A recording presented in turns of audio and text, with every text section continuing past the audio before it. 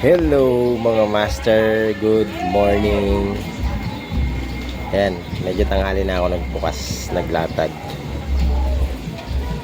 Ito pa yung mga shoes natin.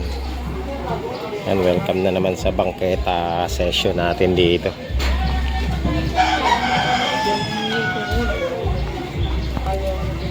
Ang oras ay alas 10 ng umaga. At mamaya tatabunan ko na to kasi tatamaan na ng araw.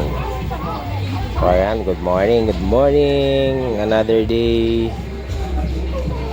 Tayo po ay mag-uukay ulit ng mga shoes. Sana makabenta para pandagdag sa ating puhunan.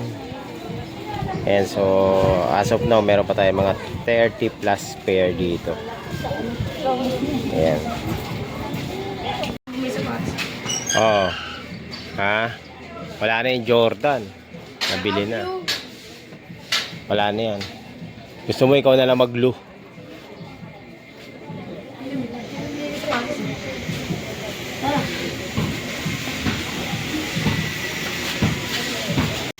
So, sa ngayon mga master, dahil marami pa akong stock, hindi mo na ako kukuha ng bagong bale. Although meron na tayong pambili dyan ng bale, meron na tayong pampuhunan ulit, pero hindi mo na ako kukuha kasi marami pa to eh. Wala na akong paglalagyan. So, yan na muna. Pag ito nabawasan ng kahit mga 10 sapatos pa or kalahati, tsaka na ako magre-restock para magkasya sa akin lagayan kasi wala akong lagayan eh. Yan ang goal natin, madagdagan pa ang benta. Bili ni ate ito patunay pero 600 lang pila. Okay ate, thank you. Oo, plastic. May plastic ba dyan? Nabawasan na yung ano ko. Buti hindi pa nabili. May tumingin yan kagabi din. Tayo ng isa. Binigay ko na ng 600 kasi tumawad eh. Gustong gusto nila yung sapatos. Binigay ko na. Actually yung presyo ko dun 800. Pero tumawad. So 600 na lang. Pwede na yun. Kasi kagabi pa nila gustong gusto yung sapatos. Wala lang pera. Wala lang pambili. Ano pala, sa mga nagtatanong kung saan ang location ko, dito to sa may Bernabe compound sa likod ng District Hospital. Yan yung District Hospital na yan, no? Sa likod lang kami yan. So pwede kayong bumisita rito pag malapit-lapit kayo sa Bernabe compound sa likod ng District Hospital. Block 19 hanapin nyo. Tapos pagtanong nyo lang yung ano, nag-uukay-ukay ng sapatos, yun, tuturo na kayo dito nun. Block 19. Again, sa likod lang ng District Hospital. Ayan yung mga sapatos natin. Ayan yun. Ito yung District Hospital na yan. Yan. Sa kabila niyang kalsada na main road na. So, dalawang pwedeng yung daanan dyan. Pwedeng doon sa may McDonald's. Pwedeng dito sa may Eskinita. So, madali lang naman hanapin. Tanong nyo lang yung Block 19 yung merong mga binibentang sapatos sa harapan ng bahay. So ayan mga master, tinakpan ko muna yung sapatos natin kasi mainit na. Yung iba nandun sa ilalim. Mamaya ako nilalatag hapon, mga bandang alas 2. Okay mga master, ayan, nag-display na naman ako kasi mataas na yung araw. Ay, mataas, pababa na pala. Ayan, display na naman tayo. Kanina kasi ang init eh. Ayan, dahil wala nang araw, malilim na, pwede nang mag-display ulit. Nakakaisang benta pa lang tayo ngayon mga master. So ayan, sana mayroon pang mapadaan na bibili ng sapatos. Pero ako dito Kobe 1. Yan Kobe 1 size 10. Pwede nang pangharabas, di ba? Konting na lang to, konting restore na lang. Ang ganda po. Swelas check. Oh, kapal pa. Mayroong slight minor dragging lang. So, konting lang, konting restore. All goods yan, pang forma. Kobe 1. All star to all star. 2006 all star Kobe 1. Ayan. So, sana meron pa tayong makuhang customer. Isa lang. Dalawa, isa. Pwede na yun. Parang ano, walang tao sa amin ngayon ah. Walang tao. Baka mamaya pang ano, gabi. Wala pang tao mga master. Wala pang mga naglalakad dito. Tingnan natin hanggang mamaya kung meron. Pag wala talaga, maaga tayo magsasara. Friday ngayon, Friday. Sahuran pa naman ngayon. Dahil walang bumibili, matumal ngayon, kape-kape na ng ano muna tayo, salabat.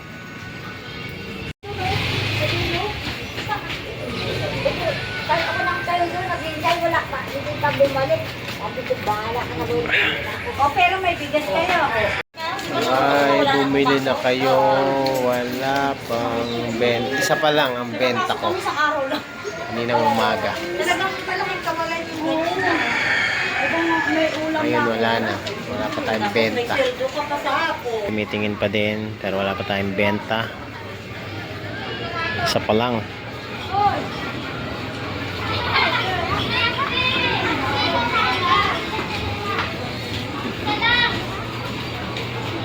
Ang tagal. Tagal na mili mga master eh. Tapos pinipintasan pa yung sapatos ko. Keso daw ano, may mga konting damage.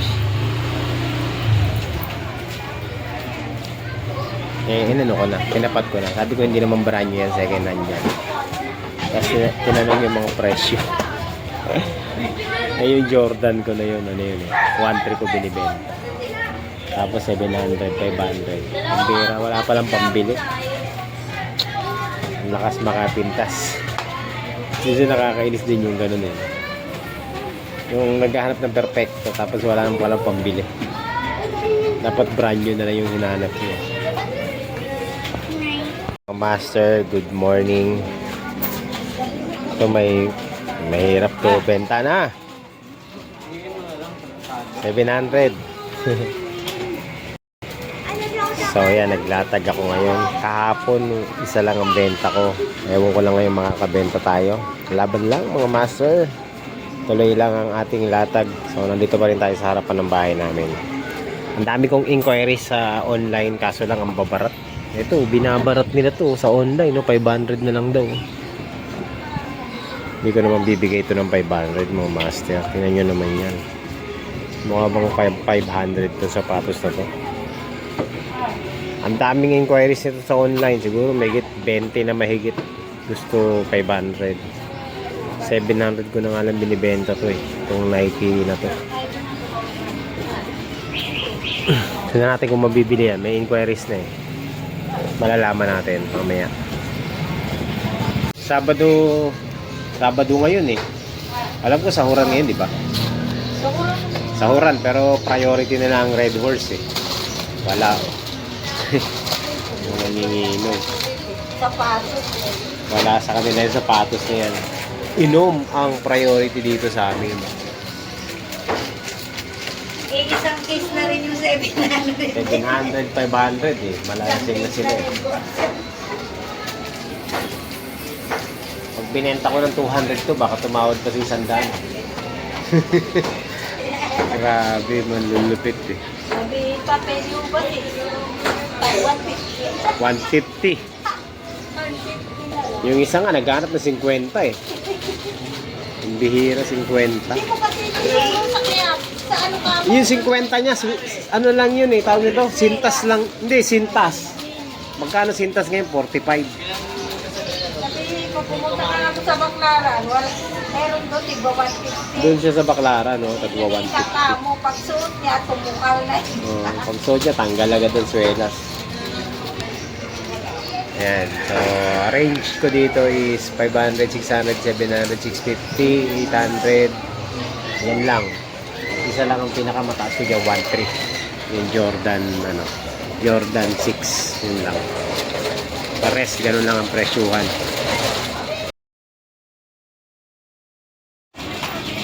Init na. Ay mga master. Tinakpan ko yung mga sapatos. Tinakpan ko kasi sobrang init. Meron na akong tela, oh. Nag-improve na. May tela na para maging presentable yung lamesa ko. So, ang inquiries natin ngayon puro online inquiries. No? So, ang pansin ko ang babarat ng mga kliyente natin sa online. Grabe sila tumawad. Pero hindi ko binibigay syempre. So, meron din tayong ceiling ng presyo natin sa online. Kung magkano lang din yung presyo ko, yun lang din. No? So, tingnan natin kung meron kong order online. Yan. Mukhang mapupurnada pa mga master ang ating pagbibenta. Umangit ang panahon, mukhang uulan. Naku po, yari tayo nito. Uulan mga master. Yan, hindi pa nababawasan ang target ko mamayang hapon eh. Sabado ngayon eh, maraming may sahod ngayon eh. So, yan oh. Abang-abang pa rin tayo ng mga bibili, ng sapatos natin. Merong 600, merong 500. Mura lang yan tayo. 550, 650, 700. Ayan.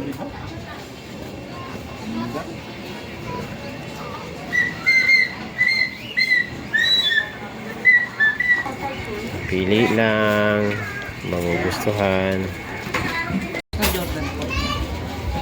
Malilit na yun, nasa 40 o 42, 43 lang yan, size yan. Jordan Cements. Bakit po mabenta niyo po dito? 600. Original po. Lahat yan original, walang fake dyan.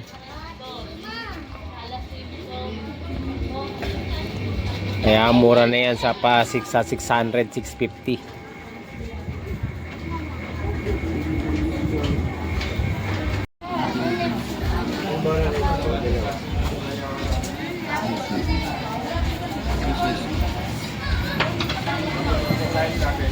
Never loved as much again.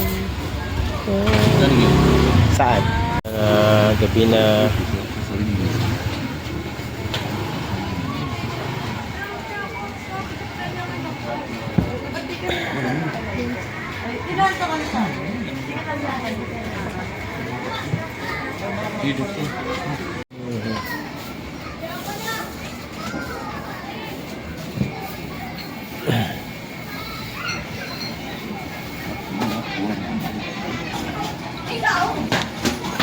Oh, yeah.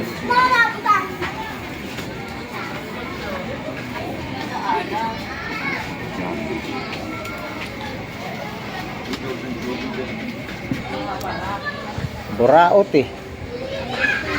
650 na lang. Gusto 500 pa. Tapos grabe makakilatis. Kala mo bibili ng brand new. Parang hindi second hand yung tinitingnan nila eh. Sobrang perfectionist. Kala mo may pera. Pambili. Kakabuisit.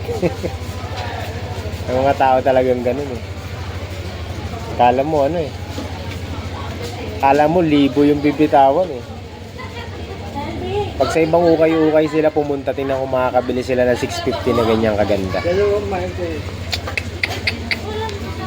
Oh, master oh, itong Adidas ko. Tinawaran ng Adidas Nike. Tinawaran ng 650. Kahit saan ukay-ukay ka pumunta na pwesto, wala kang mabibiling 650 nito. Tapos ang inaano niya, tinawaran ng 500 kasi raw merong, syempre sign of usage, ayan, normal lang naman niya sa second hand eh. 500 daw, kanya na 500 niya. Hindi ko bibigay ng 500 dyan, magantay siya kung maisipan kong i-sale yan. Grabing ano ba, buraot eh. Tapos yung Jordan 13 ko gustong bilhin ng 500, Jordan 6 yun o. 500 ba yan? Jordan 6 na yan. Sila na lang mamuhunan. Bad trip eh. Trip ako dun sa ano kanina. Customer natin sobra. Alam mo yun, sobra nakakaano, yung sobra nilang sobrang kilatis. Alam mo yun, yung tipong naghahanap sila ng perfectong brand, perfectong product na gusto nila. Yung tipong gusto nila 100% na perfect. Tapos ang pera nila 500. Diyos me. Tapos halos kutkutin pa yung ano, yung sapatos. Yung nakita niyo naman, 'di ba? Parang kinukut-kut. Talagang hinahanapan nila ng butas para lang makatawad. Nung una pa lang natingin, nung unang tingin pa lang, alam ko na yung mga ganung style, mga nambuburaot lang eh. So, nakutuban na ako ganung style. Bad trip. Imagine mo, sa halagang 500 na gusto nila yung sapatos perfecto. Talagang grabing tumawad. Hindi ko naman sa kanila ibibigay ng 500 yung Nike na yun, mga master. Sa 700 nga, mababa na yun eh. Kaya sinabihan ko na lang din sila na na try nila sa iba kung makakita sila ng ganung quality ng sapatos sa halagang 500. Sigurado ako 100% wala sila makikitang 500 tapos ganung sapatos. Pero sila makikita niyan siguro yung luray-luray na. Hindi ko na in-entertain, pinabayaan ko na yun. Basta sabi ko sa kanila hindi kaya. Buisit ako. Kasi ako mga master, ako talaga ako rin eh, kumbaga kung magkano yung pera, magkano yung presyo ng seller, iginagalang ko yung presyo ng seller. Kasi alam ko, kaya sila nagpresyo ng gano'n, kasi tapat na yun dun sa product. Kung magbigay man ng tawad yung seller, swerte mo na, di ba? Kaso, di ba, nagbigay na tayo ng sobra-sobrang tawad, gusto pang babaan, kaya medyo nabuisit ako dun. Ayan, ako naman mga master, sobrang baba na talaga ng bentahan natin ng sapatos. Talagang pag nabenta ko ngayon, halos konting-konti na lang yung tubo natin dun eh. Tapos ganun pa buraot. Kanina pa yun eh, pangatlong balik na nila. Hindi ko na nabidyohan yung unang balik nila, yung pangalawa tsaka yung pangatlo, yun yung balik. Kasi gusto talaga niya yung sapatos. Kaso lang, hindi ko na nagustuhan dun. Kinukot-kot nila yung mga gilid-gilid. Kahit na hindi naman sira, nila, yung kinukuko. Alam mo yung ginagano ng kuko. Grabe, daig pa yung quality control. Diba? Daig pa yung quality control ng mga brand yung sapatos. Brand yung sapatos nga, ang quality control, tinitingnan lang ng ganun, physical. Sila hindi, kinukot-kot talaga eh. Hindi nila naisip na segunda mano yung mga product na yan. Kaya medyo na bad trip ako. Actually, talaga maiwasan yung mga ganyan. May mga customer talagang gano'n. Hayaan na natin sila. Basta hindi ko sa kanila ibibigay yung presyo sa gusto nila. Kasi alam ko lugi na ako doon. Ayun. Sabi ko sa kanila, sige magkabang nilan sila ng sale. Baka sakali meron silang baka meron silang abutan pa. Pero tinandaan ko na yung mukha. Hindi ko talaga sa kanila ibibigay yun kahit na sa presyong gusto nila. Pwede sa ibang tao ko ibigay. Pang-asar lang ba? Bad trip ako. 650 na lang o master, gusto pang gawing 500 tapos kinukut-kut pa. Tinuro pa sa akin ito may na to, may damage na to. Asip naman hindi ko alam yung ganong alakaran. Mga master, what's up? So sa lahat ng shoes na pinost ko, ito yung may pinakamaraming inquiries. So sa dami ng inquiries, nag-aagawan sila at meron ng nanalo. Ayan, so Nike Renew, good condition, nag-i-spike pa. At meron na nakabili. Meron na palang pipick up. Binenta ko lang ng 700 pesos. Ayan, sobrang mura. So ayan, inaantay ko na lang yung Lalamove mamaya. So ipapak ko na tong sapatos na to. Alright, thank you sa buyer. Ayan di ba? Okay, yan nakuha na. 300, paano? Pabilang. Yan, okay na, thank you boss. Ingat sa biyahe.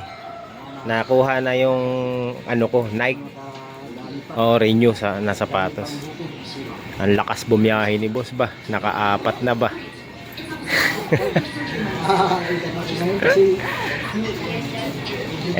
Oo nga eh.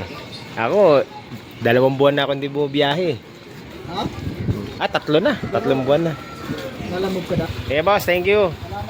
Okay. Okay, nabenta na sa wakas. Yan ang kalaban ng latag, ulan. So wala muna tayong latag ngayon dahil umuulan.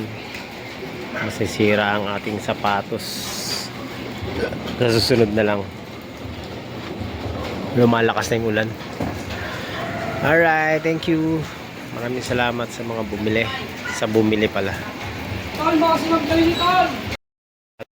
Isang makapaglatag. Basa na. Next day na lang. Basa na yung aking pwesto.